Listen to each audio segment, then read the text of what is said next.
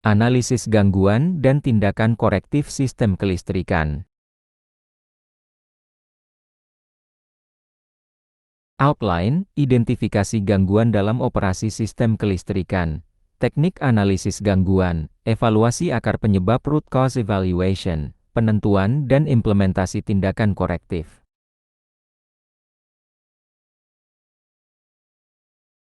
Tujuan, mengenali gejala awal gangguan dari indikator, data operasi, atau observasi lapangan, mengolah data pengukuran dan histori operasi untuk menentukan jenis dan tingkat gangguan, menentukan penyebab teknis, prosedural, atau operasional dari gangguan yang terjadi, menetapkan langkah perbaikan dan memverifikasi bahwa sistem kembali ke kondisi normal.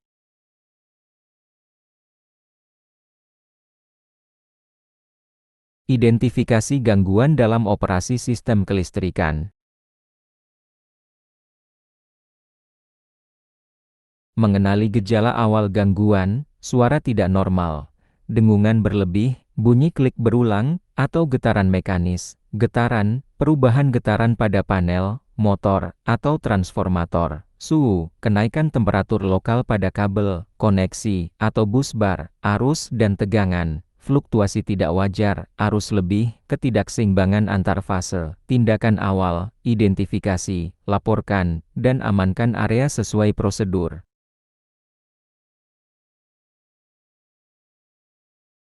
Interpretasi indikator panel dan hasil pengukuran. Periksa parameter utama, arus beban, tegangan antar fase, frekuensi, faktor daya, status relay proteksi, indikator lampu panel tidak selalu akurat. Gunakan alat ukur sebagai cross-check. Catat perubahan kecil pada nilai pengukuran, terutama jika terjadi berulang. Korelasi data pengukuran dengan potensi gangguan, overcurrent, artinya kemungkinan short circuit, beban berlebih, atau kegagalan komponen, under atau over voltage, artinya masalah suplai atau ketidakstabilan jaringan, unbalance antar fase, artenis beban tidak merata, kabel lemah, atau koneksi kendor, kenaikan suhu lokal, artinya resistansi tinggi, koneksi longgar, atau isolasi melemah. Interpretasi harus mempertimbangkan kondisi sistem dan data historis.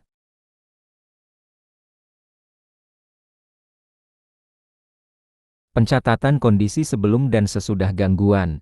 Catat baseline kondisi normal sebagai pembanding. Pencatatan harus mencakup tanggal dan waktu, nilai pengukuran sebelum gangguan, indikator yang berubah saat gangguan, tindakan awal yang dilakukan, kondisi sistem setelah stabil, dokumentasi yang konsisten mempermudah analisis tingkat lanjut.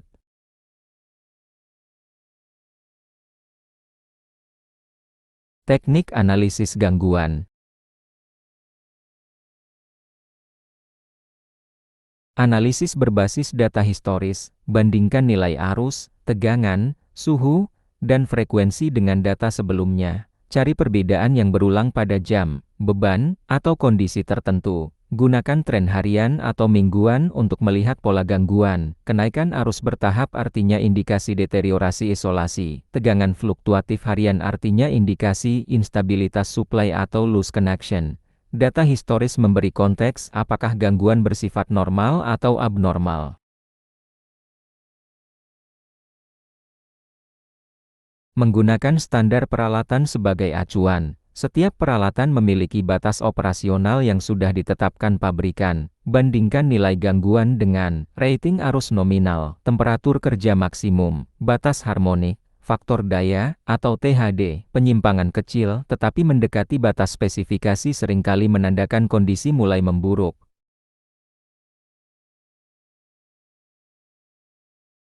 Penggunaan logsheet untuk mencari pola. Logsheet menyediakan rekam jejak kondisi sistem dan aktivitas operator. Cari pola seperti trip berulang pada jam tertentu, kenaikan suhu setelah switching, indikator panel berubah setelah beban tambahan. Gabungkan catatan operator dengan pengukuran aktual untuk melihat hubungan sebab akibat.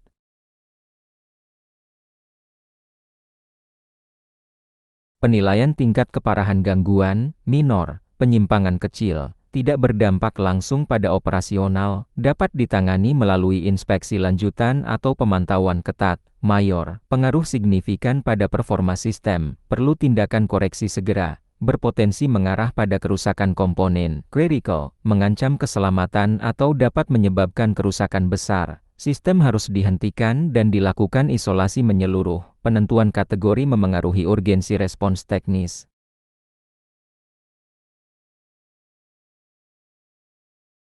Evaluasi akar penyebab root cause evaluation.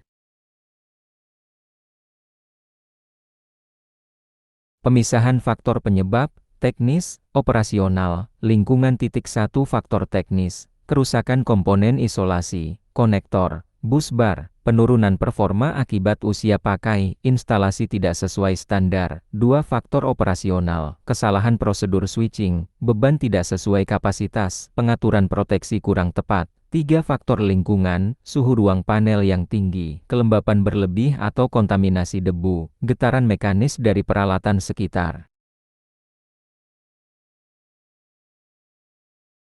Teknik mengurai hubungan sebab akibat. Gunakan pendekatan 5 why analisis untuk menggali penyebab sampai ke akar. Cocokkan setiap why dengan bukti lapangan untuk menghindari bias. Jika terdapat beberapa kemungkinan penyebab, lakukan eliminasi berdasarkan data pengukuran, catatan perawatan, pola pada log sheet.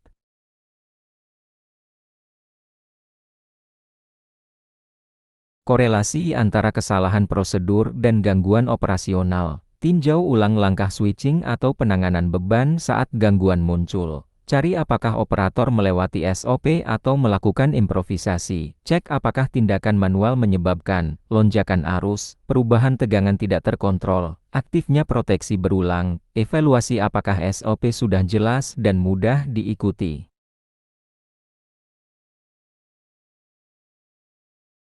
Identifikasi area yang memerlukan revisi SOP. SOP perlu diperbarui jika ditemukan langkah yang tidak sesuai standar teknis terbaru, instruksi yang tidak relevan dengan kondisi peralatan saat ini, celah yang memungkinkan operator membuat interpretasi sendiri. Simpulkan bagian mana yang membutuhkan penambahan detail, penegasan ulang batas operasi, perubahan urutan prosedur. Revisi SOP ditujukan untuk mengurangi kemungkinan kesalahan manusia, human error.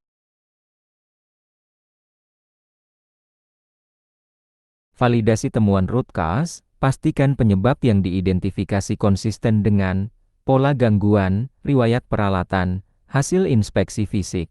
Bila ada ketidaksesuaian, evaluasi ulang asumsi awal. Hindari penetapan penyebab tunggal tanpa bukti kuat. Beberapa gangguan bersifat multifaktor.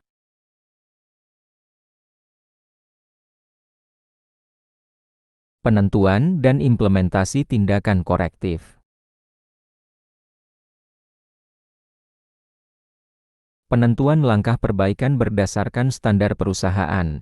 Gunakan standar K3 dan prosedur engineering perusahaan sebagai acuan utama. Pilih langkah korektif yang sesuai kategori gangguan. Minor, maka penyesuaian atau pengencangan koneksi. Mayor, maka perbaikan komponen. Setting ulang proteksi. Critical, maka penonaktifan peralatan dan investigasi lanjutan. Validasi keputusan dengan pihak supervisor kelistrikan, engineering, K3 jika berdampak keselamatan.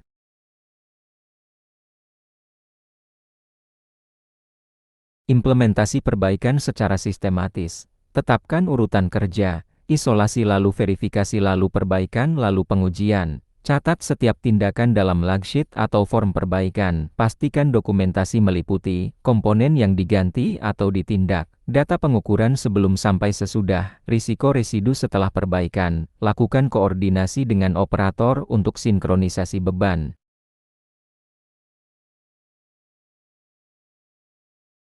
Evaluasi kesesuaian hasil koreksi, bandingkan performa sistem setelah koreksi dengan baseline normal. Periksa ulang parameter utama, arus operasi, tegangan, suhu komponen, respon proteksi. Apabila perbaikan tidak menghasilkan perubahan signifikan, lakukan analisis tambahan.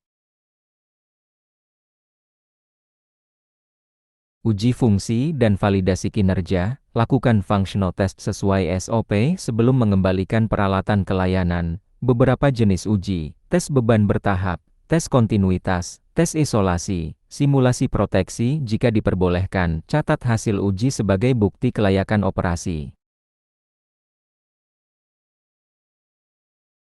Konfirmasi stabilitas sistem setelah perbaikan, lakukan monitoring berkala dalam periode tertentu jam, hari setelah peralatan aktif kembali. Pastikan tidak ada fluktuasi abnormal, trigger proteksi berulang, suhu komponen yang meningkat bertahap. Jika muncul gejala baru, lakukan review ulang dan rencanakan koreksi tambahan.